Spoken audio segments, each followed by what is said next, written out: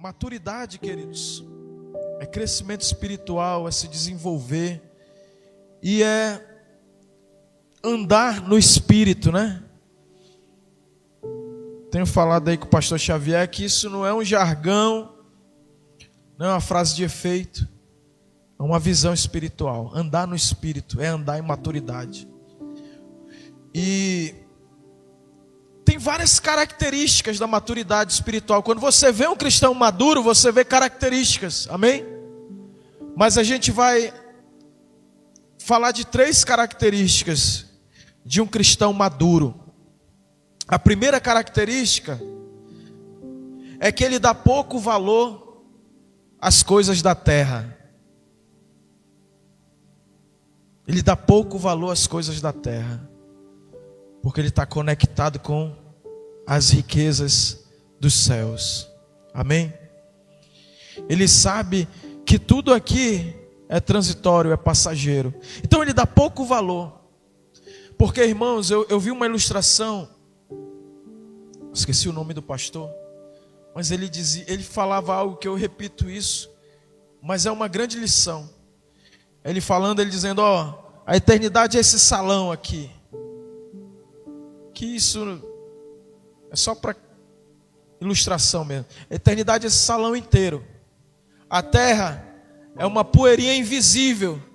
A vida terrena é uma poeirinha que só com microscópio a gente vê. Ou seja, ela é irrisória. Ela é mínima, é tacanha, é algo. E as pessoas estão se matando por causa de uma poeira, de um grão de poeira. Estão se matando. É AVC, é parada cardíaca, o cara louco, porque ele tem que ter, porque ele tem que possuir, porque ele tem que gerar, porque ele tem que se afirmar, porque ele tem. E aí está se matando por algo, esquecendo da eternidade, que é algo incomparavelmente maior. Paulo disse, né, que o viver é Cristo e o morrer é lucro, é ganho. Mas ele diz que estar com Cristo é incomparavelmente melhor. Mas por causa da salvação, que é os tesouros eternos, que são as almas, eu prefiro estar aqui, ganhando almas para Jesus, amém? E aí, queridos, essa é a primeira característica que nem entrei nela, né? A segunda característica de um cristão maduro, que é a característica sua, é que ele não sente as críticas, nem o louvor, nem os elogios. Quando alguém está criticando ele está tranquilo, ele não sente mais, ele está crucificado com Cristo. Quando alguém está elogiando ele também não sente, ele está crucificado com Cristo. Amém? E a terceira que a gente vai comentar é que um cristão maduro, ele tem a habilidade, ele percebe o agir de Deus. E quantos sentem o agir de Deus? Quantos percebem o agir de Deus? O cristão maduro, ele tem a habilidade de ver Deus agindo. E Deus está agindo na tua vida, amém? Quantos têm percebido a ação de Deus nas nossas vidas? Quantos têm percebido a ação de Deus na igreja do Evangelho Vivo? Na IEV. Diga, Deus está agindo na sua vida. E Deus está agindo na IEV através de você. Irmãos, esse foi a terceira sala de oração lá em cima. E a gente vai lá, ora. Você pode vir, mesmo que você não, hoje era a escala do Zé Roberto. Mas se você quiser chegar um pouquinho antes, passar 10 minutos, 20 minutos, 30 minutos, fica livre para ir lá. Amém? Mas você percebe a atmosfera. Quantos percebem a atmosfera diferente? Porque tem alguém orando. E aí, cristão maduro, ele é um instrumento do agir de Deus. Ele diz, Senhor, eu estou aqui. Mas vamos falar aqui desse primeiro tópico, Hebreus capítulo 11, versículo 24 e 26. O cristão maduro, ele dá pouco valor às coisas da terra. Hebreus capítulo 11, versículo 24 e 26 diz assim: pela fé Moisés, sendo já grande, recusou ser chamado filho da filha de Faraó, escolhendo antes ser maltratado com o povo, ser maltratado com o povo de Deus, do que por um pouco de tempo ter o gozo do pecado, tendo por maiores riquezas o vitupério de Cristo do que os tesouros do Egito, porque tinha em vista a recompensa, o galardão.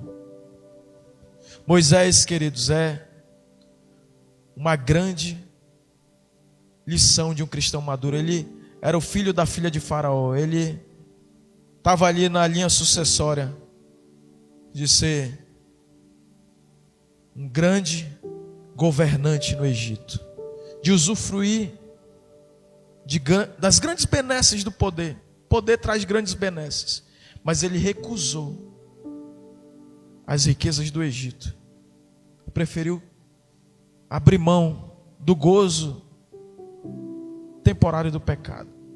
O Egito aqui na Bíblia fala de uma vida mundana, de uma vida sem princípios, mas ele disse que tudo isso ele recusou, porque ele via uma cidade celestial, ele via a recompensa.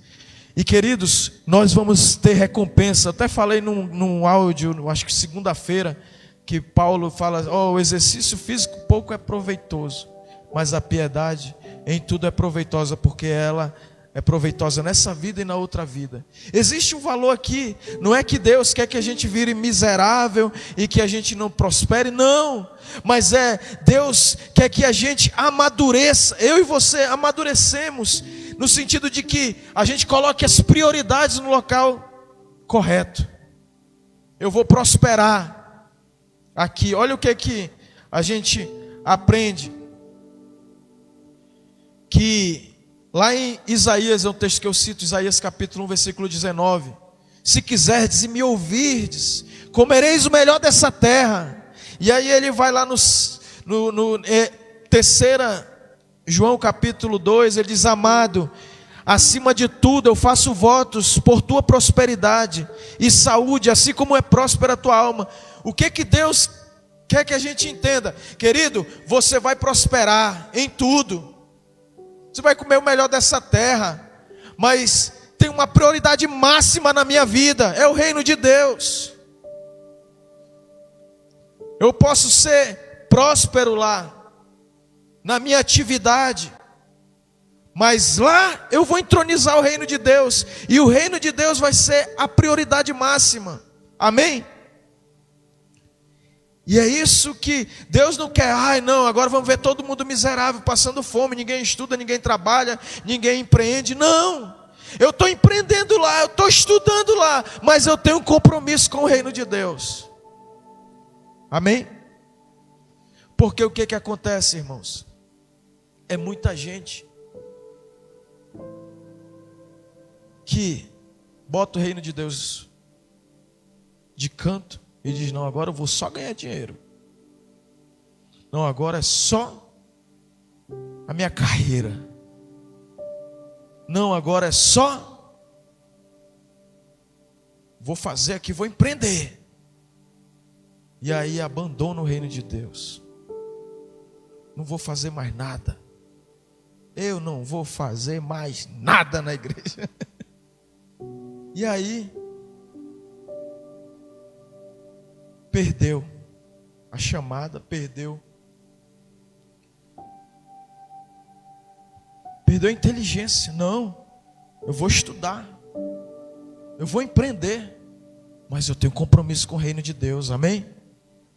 Eu vou estar lá ajudando a edificar a igreja, a noiva do Cordeiro. Eu vou estar lá Porque Deus vai te prosperar. Quando você se compromete com o reino de Deus, Deus vai prosperar você na sua carreira. Deus vai prosperar você nos seus empreendimentos, amém? Deus vai prosperar você nos seus estudos. Porque Deus ama a prosperidade do seu servo. Ah, pastor, é sério mesmo? Ama. Ele diz lá no Salmo 1, que é o salmo que eu acho lindo esse salmo. Ele diz, bem-aventurado o homem que ele tem prazer na lei do Senhor, e na lei do Senhor ele medita de dia e de noite. Ele não se assenta na roda dos escarnecedores, não se detém no caminho dos pecadores. Antes o seu prazer está na lei do Senhor. Na sua lei ele medita de dia e de noite. Ele é como uma árvore plantada junto à ribeira de águas. Tudo que ele fizer prosperará. Sabe, queridos, ele coloca o reino de Deus. Ele está mergulhado na palavra de Deus. Ele está mergulhado no propósito de Deus. O rio de Deus, o Espírito Santo, passa direto na vida dele. Ele está estudando, mas o rio de Deus está lá com ele. Ele está empreendendo, mas o rio de Deus está lá com ele. E sabe qual é o propósito de Deus? Ele diz assim, ó, tu vai prosperar em tudo que tu fizer. Porque tu é um cristão maduro e tu valoriza as coisas dos céus mais do que as coisas da terra. Amém? Quantos creem nisso, queridos? Diga para o seu irmão, meu irmão, tu vai prosperar em tudo, mas a tua verdadeira riqueza é as coisas do céu. Irmãos, por isso que a gente tem que ficar empolgado. Eu vou para a sala de oração. Amanhã eu vou fazer minha célula familiar. Vai ter um encontro com Deus. Vou fazer minha inscrição. Não porque é um evento da igreja. Não, é porque é o céu me chamando para viver riquezas. Não tem, irmão. Quando o cara vai para o encontro é uma guerra. Aí chega lá no sábado. Aí no sábado de noite o cara diz, meu irmão, o que eu paguei aqui, isso não tem preço. É ou não é? Porque coisas que é mais do que dinheiro, irmão. Diga para o seu irmão, reino de Deus é mais do que dinheiro, mais do que prata. E eu estava vendo esses dias com a Esther, né, a gente cantando e tal, lá no culto, célula familiar e tudo mais. E aí veio aquela canção, Pastor Xavier.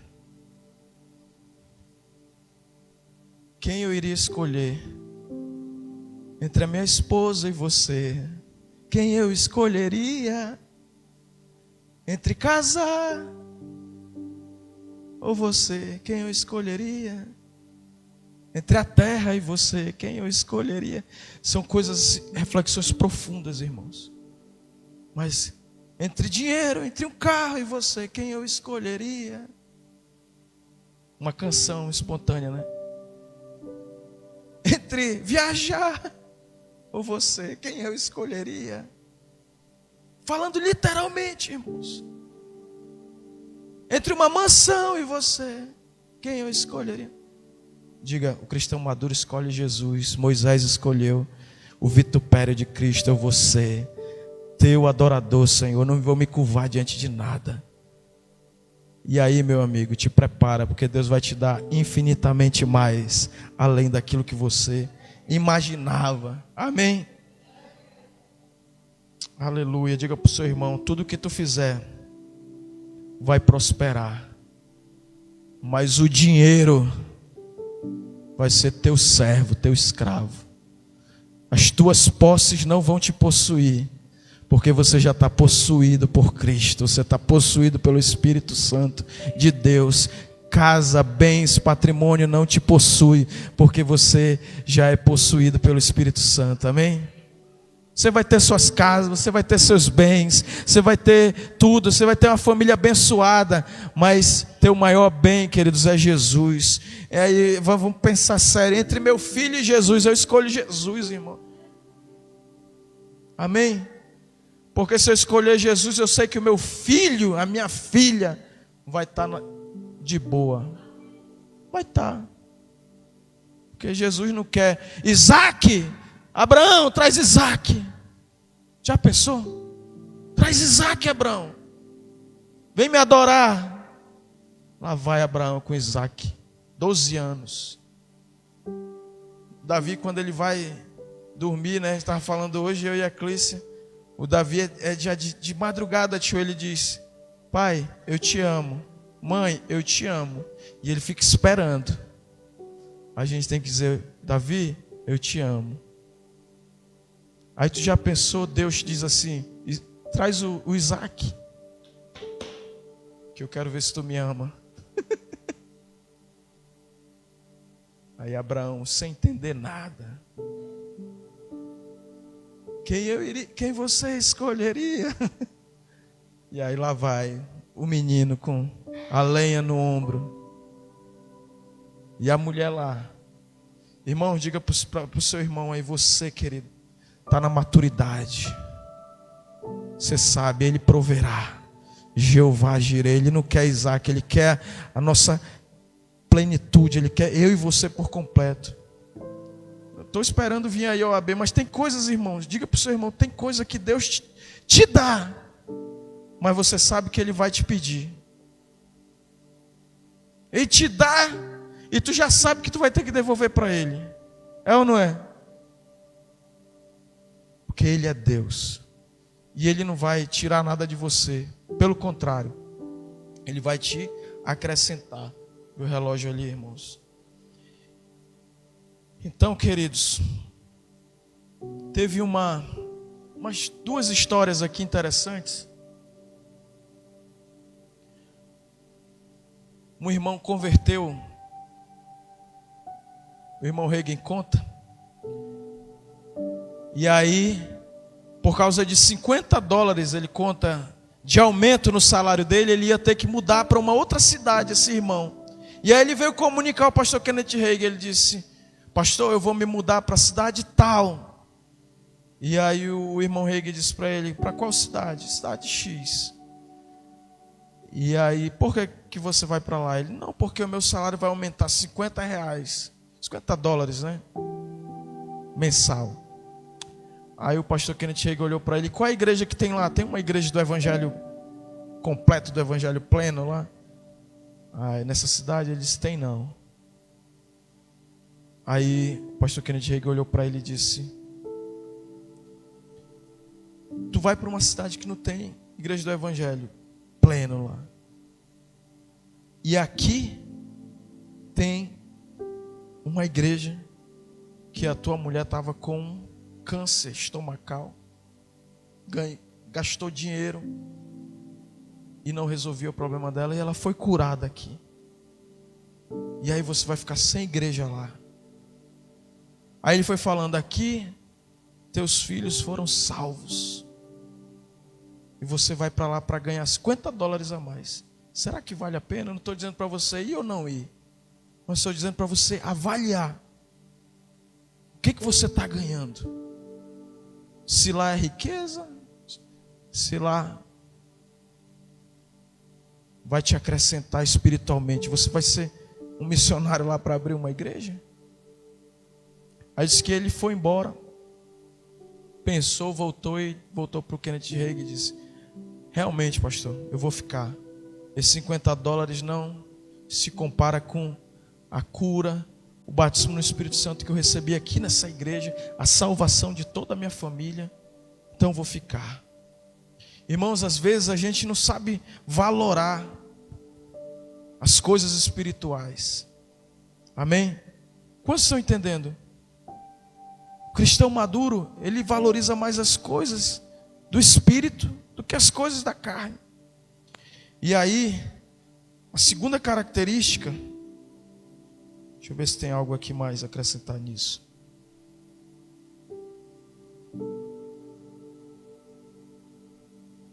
Uma outra história que ele conta aqui interessante,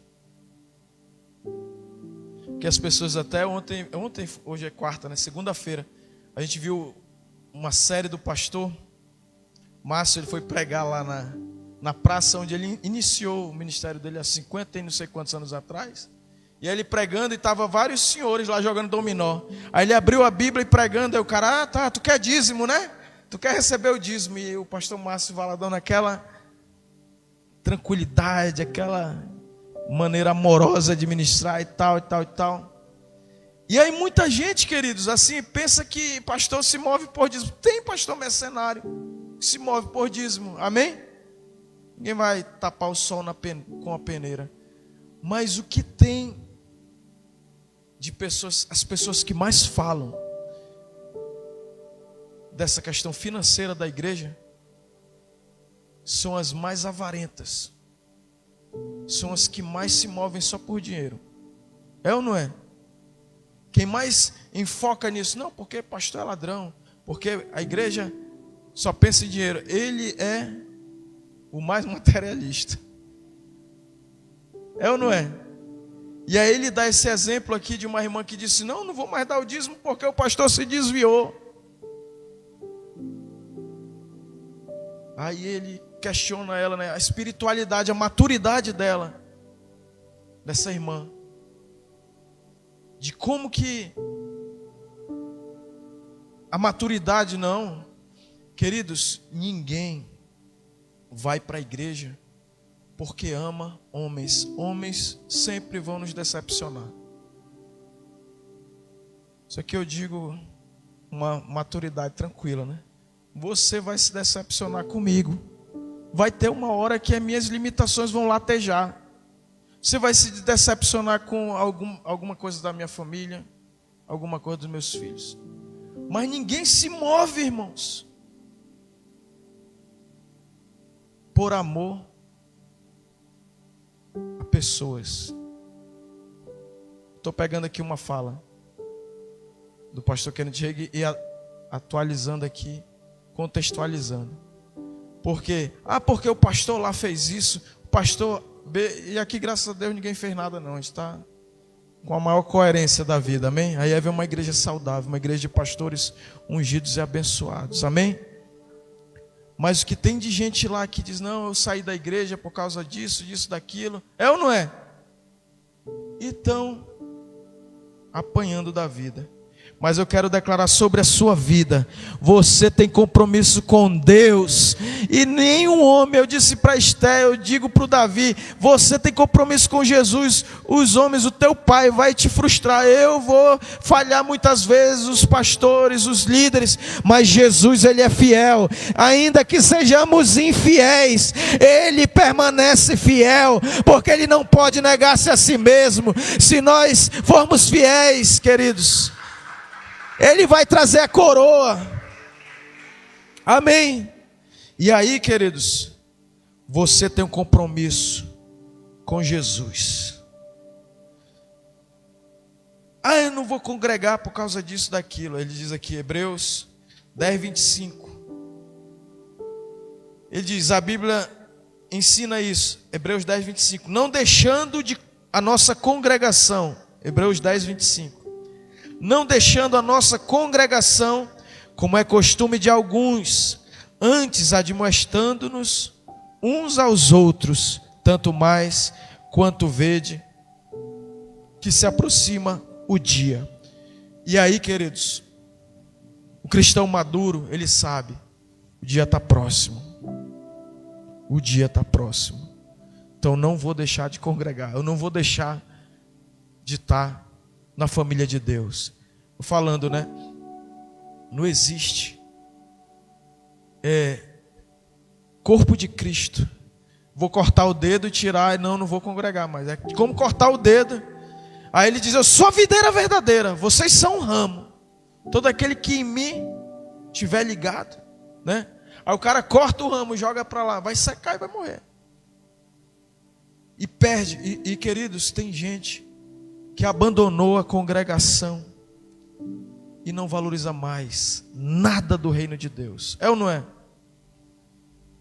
Mas você que está assistindo agora esse culto ao vivo, você que está aqui no culto ao vivo, você não vai perder os olhos de Jesus e das coisas que Jesus mandou você edificar. E a coisa que Jesus mandou a gente edificar, Ele diz, edificarei a minha igreja e as portas do inferno não prevalecerão contra ela. Como que eu vou edificar o reino de Deus quando eu edifico a igreja do Senhor Jesus? Amém? E é por isso que a gente está aqui na IEV, 23 anos, daqui a pouco 24, 25, e até Jesus voltar, a gente vai estar no culto, a gente vai estar nas programações, a gente vai estar nos encontros, amém? A gente vai estar nas comunhões, na oração, no partir do pão, e uns ajudando uns aos outros. Nós necessitamos, irmãos. Eu necessito Eu preciso do pastor Xavier. Hoje eu estava o dia todinho, eu digo, eu vou ligar pro titio, pro pastor, vou ligar. Acabou que eu não liguei, mas o Espírito Santo sabe. Aí o titio liga no momento lá. Porque eu preciso de comunhão. Eu preciso de você. Amém? Diga para o seu irmão, eu preciso de você. Eu preciso de comunhão, irmãos. Eu preciso estar junto. E você também precisa de mim, amém? E nós nos edificamos uns aos outros. E aí, meus amados,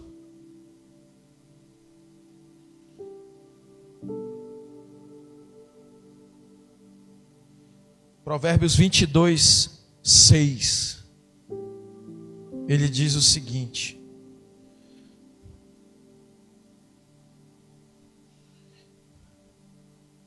instrui o menino no caminho que deve andar. Instrui o menino no caminho que deve andar. Até quando envelhecer, não se desviará dele. Irmãos, olha só. A gente interpreta a Bíblia de maneira equivocada. Primeira parte desse versículo é: instrui o menino no caminho. Tenho que trazer meus filhos para a igreja. É para orar? Tenho que orar no caminho. Não é ensina o caminho, ó, vai por esse caminho aqui não. É ensina no caminho. Vamos caminhar junto, Davi. Vamos para a igreja. Bora, Esther. Ensina. Quem valoriza as coisas eternas, irmãos, ensina a criança no caminho que deve andar. Aí tem muita gente que distorce a parte B, né? Porque depois de velho não vai se desviar. Não, ele diz aqui, ó.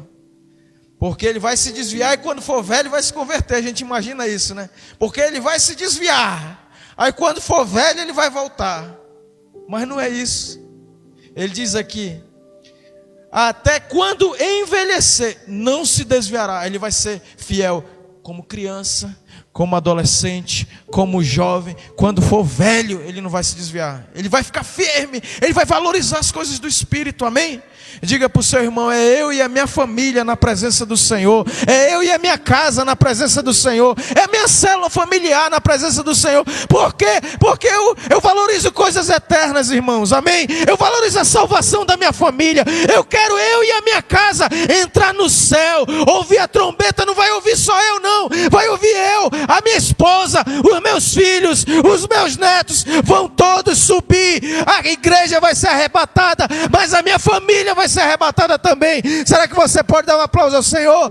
Aquele que é maduro no Espírito, ele coloca a casa dele, dizendo: olha, aqui na nossa casa o reino de Deus tem valor, a palavra de Deus tem valor, a oração tem valor, a adoração, Deus é adorado na nossa casa, é a coisa mais valiosa. Amém, queridos? Eu vou parar nesse tópico. E a gente continua a série da Bíblia Flix, né? Mais para frente. Amém? Eu queria te convidar a você se colocar de pé. E você dizer: eu estou maduro, pastor. Eu estou valorizando as coisas do Espírito, as coisas eternas. Prova.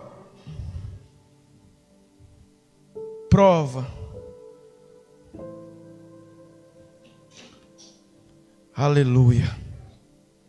Levanta suas mãos aos céus e diga: Senhor, eu sou maduro, eu valorizo mais as coisas dos céus. E eu sei que aqui na terra, Senhor, todas as coisas vão ser acrescentadas. Aquele que é sustentado pelo céu, a terra não pode destruir, a terra não pode derrotar. Você é abençoado, querido. Você é do céu, você é sustentado pelo céu. E a terra não vai te derrotar. Aleluia. Começa a agradecer, Senhor, porque eu tenho visão do reino, porque eu tenho visão aberta. Por isso eu estou aqui nessa noite, nesse culto da vitória, porque eu já sou mais do que vencedor. Eu já sou um filho de Deus, abençoado com toda sorte de bênçãos. Eu já sou eleito, eu já sou filho amado.